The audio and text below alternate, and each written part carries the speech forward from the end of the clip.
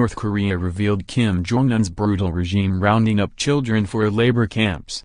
North Korea has been accelerating its nuclear and ballistic missile programs, sparking World War III fears across the globe. The rogue state has been hit with another load of United Nations sanctions after its continued missile threats. Speaking exclusively to Express.co.uk, Gordon Chang explained the devastating conditions of living in the Hermit Kingdom. He said, "We do focus on the war of words, the insults and the threats, and I think the president should go light on those.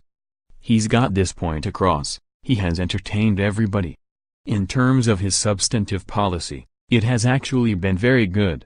It has been to go around the world to cut off these money flows to North Korea, so they cannot launch missiles, detonate nukes, or so that Kim Jong-un cannot engage in gift politics, which is the giving of luxury items like Mercedes and Rolexes to senior regime elements to buy their loyalty.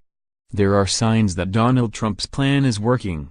We're seeing, for instance, that junior officials in Pyongyang, part of the regime's favorite class, are not getting their rations from the special distribution channels.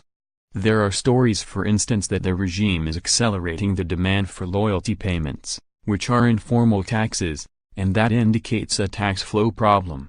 There are even stories, and I don't know how to put these into context, but there are stories that children are being rounded up to be put in labor camps so they can turn out products for the regime.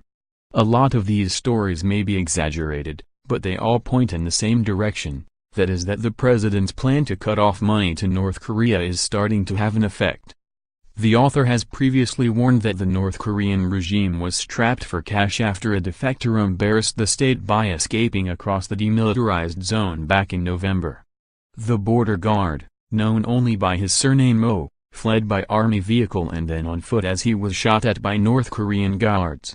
10-inch-long parasitic worms had to be removed from the stomach of the defector, revealing the appalling conditions of life in the Hermit Kingdom. Mr. Chang claimed that this was evidence of frailties within Kim Jong-un's regime. He said, "This soldier, surnamed Oh, was the best of the best. The fact that one of them would defect is an indication that there are real problems. If the best of the best don't get sufficient nourishment, we can only imagine what about the rest of the population." The United Nations Security Council imposed tough new sanctions on North Korea after its continued missile testing. The resolution seeks to ban nearly 90% of refined petroleum product exports to North Korea.